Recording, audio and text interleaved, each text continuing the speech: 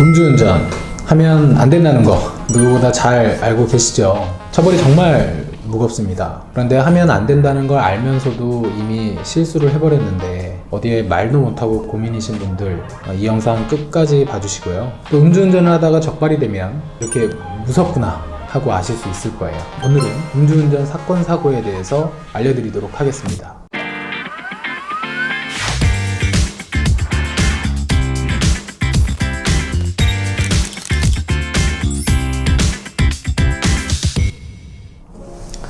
안녕하세요. 공부코TV 안변입니다. 연말연시 음주운전 사건 사고들 많죠.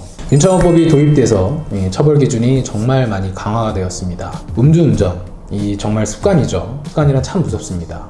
네, 안변님, 음주운전 사건 사고 어떤 경우가 있나요? 음주운전 사건 사고 그 유형은 크게 단순 음주와 음주 사고로 이렇게 구분해 볼 수가 있습니다. 음주운전을 하다 경찰에 적발이 되면 스티커 한 장을 발부받으실 거예요. 이 음주운전 단속 결과 통보서라는 건데요. 거기에 단순 음주인지 음주 사고인지 구별이 되어 있습니다. 단순 음주랑 음주 사고랑 구분이 되는군요. 예, 맞습니다. 단순 음주는 말 그대로 음주운전을 한 행동 자체로 처벌을 받는 거고요. 음주 사고는 음주운전을 하다 사고를 낸 경우입니다. 대물 혹은 대인, 물피, 인피라고 하잖아요. 윤창호법은 음주운전을 2번 이상 한 경우, 음주사고에서 대인사고가 난 경우 그 처벌 기준을 강화하는 것을 의미합니다. 단순 음주는 음주 단속에서 걸리거나 경찰관이 불시에 검문을 할 수가 있어요. 혹은 신고를 받고 출동해서 음주 수치를 측정하게 됐는데 일정 기준을 초과한 경우를 의미합니다. 도로교통법 음주운전으로 처벌을 받는 거죠. 그런데 음주운전 신고가 있기도 해요? 어떻게 알고 신고하는 거죠? 많습니다. 쉽게 대리기사님이랑 다툰 경우 왕왕 있죠. 또는 운전을 하고 가는데 앞차가 비틀비틀 거린다. 그리고 도로가에 불법 정차한 차량 있잖아요. 그럼 신고가 있을 수 있죠. 자, 음주운전을 하면 일단 형사처벌을 받습니다. 도로교통법 제148조의 2에 규정이 되어 있죠. 이 수치에 따라 다른데요. 이 종전에 0.05%였던 것이 0.03%로 하향 조정이 됐죠. 그래서 0.03%부터 0.08까지는 1년 이하의 징역, 500만 원 이하의 벌금입니다. 평소 궁금한 게 있었는데 네. 변호사님, 0.03 수치가 술을 얼마나 마시면 나오는 거예요? 사람마다 다릅니다. 이 0.03이면 소주 한 잔 마셔도 나오는 사람이 있고요. 우리 PD님 같이 말술이다, 평소 빨리 깬다 하면 요새 소주 도수 좀 낮잖아요. 한 반병에서 한 병까지 마셔도 0.03이 안 나오는 경우도 있어요. 근데 기본적으로 술을 마시면 판단 능력이 좀 흐려지잖아요. 그런 게 위험한 겁니다. 음주운전 적발되면 네. 어떻게 처벌을 받나요? 수치에 따라 경중이 나뉘는데요. 처음 음주단속에 적발되신 경우라면 통상은 벌금을 맞습니다. 이 근소하게 수치가 초과된 경우라도 최소 100에서 300부터 500만 원까지 벌금을 받죠. 수치가 0.2 이상이면 실제 2천만 원의 벌금을 받는 경우도 있고요. 실형이 나올 수도 있습니다. 생각보다 많죠. 그 면허도 정지되는 거죠? 그쵸. 수치에 따라 취소도 될 수 있고요. 기본적으로 0.03에서 0.08이다. 그럼 정지가 나오는데 이 면허가 정지되면서 벌점이 부과되는데 이 벌점이 100점입니다. 그럼 면허 정지 기간은 100일이겠죠. 0.08이 넘으면 취소되고요. 이게 형사처벌로서 벌금은 벌금대로 받고 또 면허도 정지되고 그런데 이게 첫 번째면 다행입니다. 2회 이상 적발이 되게 되면 처벌이 정말 무겁습니다. 음주운전은 습관이란 말 괜히 있는 게 아니죠. 과거 자료긴 한데요. 보시면 오히려 재범률은 꾸준히 상승을 하고 있는 추세입니다.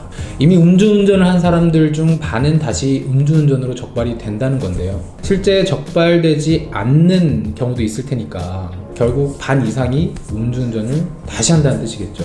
근데 다시 걸리면 이제 음주 수치 이런 건 중요하지 않아요. 바로 최하 벌금 1,000만 원부터 시작이 되고요. 징역 2년 이상에 처해질 수도 있습니다. 윤창호법으로 강화되었다는 게 이 부분이네요.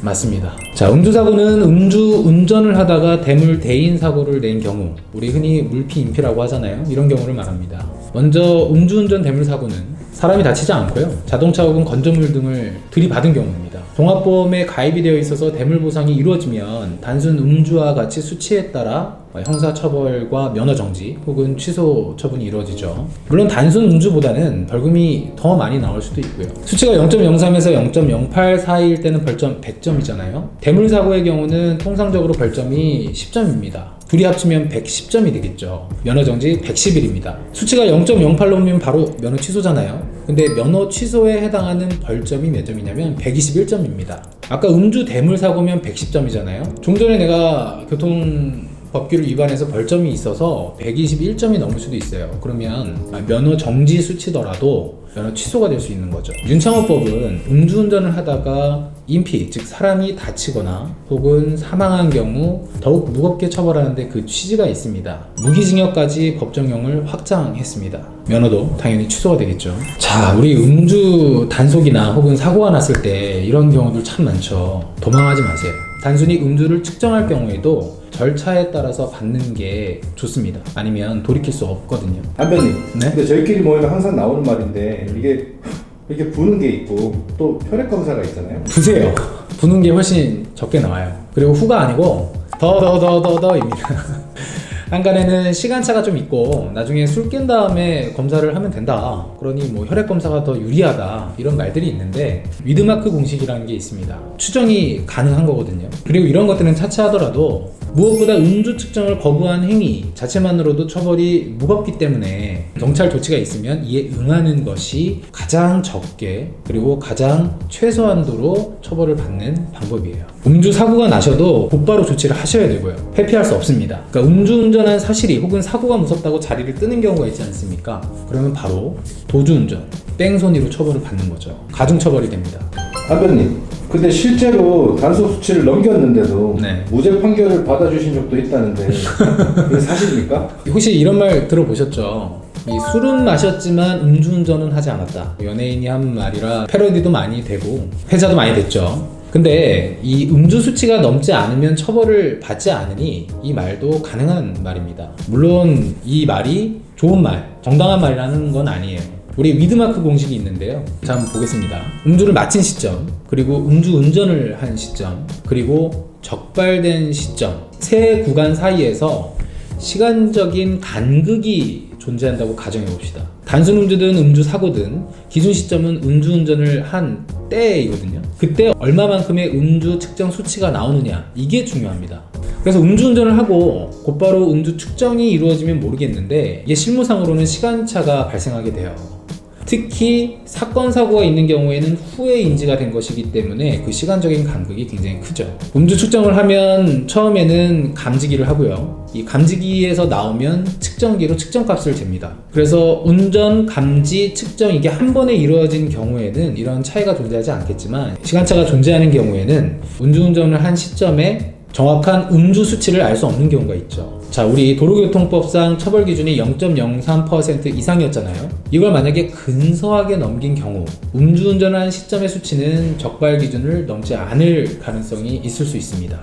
그게 가능한가요? 예, 한번 같이 한번 볼까요? 보시는 표가 위드마크 공식을 차트로 나타낸 거예요.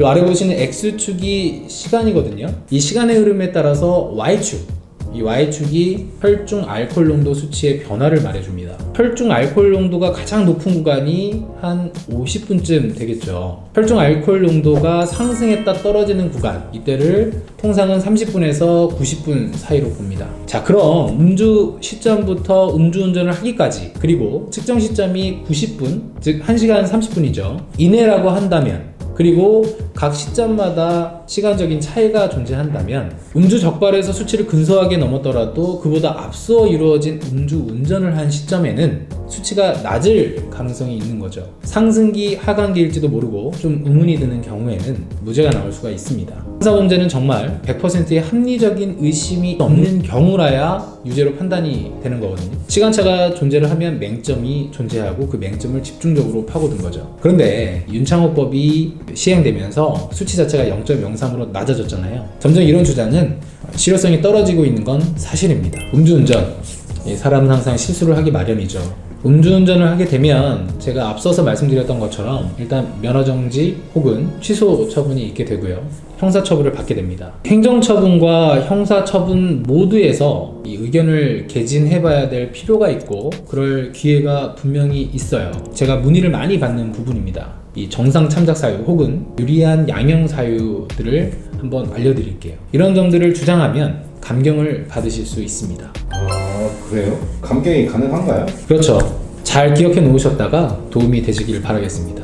일단 단순 음주든 음주 사고든 공통적으로요, 진지한 반성이 가장 첫 번째예요. 깊이 뉘우치고 있는 모습이 잘 반영이 되어야겠죠. 사건 사고에 이르게 된 경위가 중요합니다. 유리한 사정들이 반드시 있거든요. 예를 들어서 음주한 양, 그리고 음주한 거리, 혹은 특별한 사정들도 있습니다. 음주운전을 바로 한 게 아니고 숙취운전이라던가 대리 기사를 불렀던 그런 사정들이 있었는데 부득이하게 사건이 발생을 한 거죠. 뭐 이런 것들이에요. 여기에 개별적인 양형 사유들이 있습니다. 뭐 이를테면 운전이 가족의 생계 수단이라거나 혹은 부양 가족이 많다, 동전에 동종전과 같은 범죄 전력이 없었다거나 뭐 경력이 있었는지, 이런 것들이에요. 모범 운전자로 표창을 받거나 수상한 내역들이겠죠. 우리 흔히 법원의 양형 사유, 그리고 이 양형 사유를 주장하는 데 있어서 오해하시는 부분들이 있는데요. 이런 주장을 하게 되면 이 판사가 이런 주장을 보고 감흥을 느껴서 얘는 좀 봐주지 뭐, 이렇게 정성적으로 판단하는 게 아니라 다 기준이 있습니다. 수치와 계량화가 되어 있죠. 제가 말씀드린 이런 양형 사유들, 정상잠작 사유들은 기준별로 점수들이 있습니다. 그래서 이런 양형 주장들을 세밀하게 점수들을 차곡차곡 모은다는 생각으로 정확히 근거들과 함께 의견을 개진하여야 합니다. 또 아까는 말씀 안 드렸는데, 피해자가 있는 인피사고라든가 대물사고가 발생했을 때에는 가장 중요한 건 피해자와의 합의입니다. 그리고 또 사건 사고가 경미하다거나 피해자에게도 일정 부분 과실이 있다는 점 등도 양형 사유가 될 수 있습니다. 다만 너무 과하지 않게 이런 부분들을 잘 주장을 해야 되겠죠. 많이 도움이 되셨길 바랍니다. 오늘은 여기서 인사드리겠습니다. 궁금하신 사항들은 카카오톡 오픈챗 공복구TV를 검색해 주시면 자세히 말씀드리도록 하겠습니다.